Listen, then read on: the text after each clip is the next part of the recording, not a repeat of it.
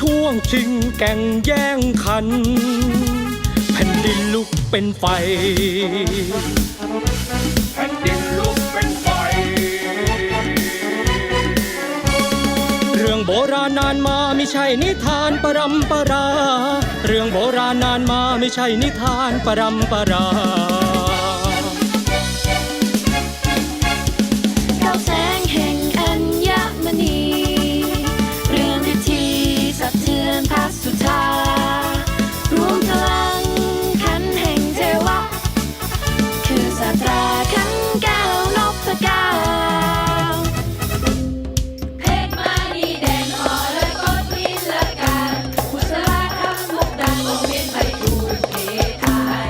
เพชรมณีแดงหอและกดวิลการบุษราคำมุกดังองค์เวียนไปทูลเททา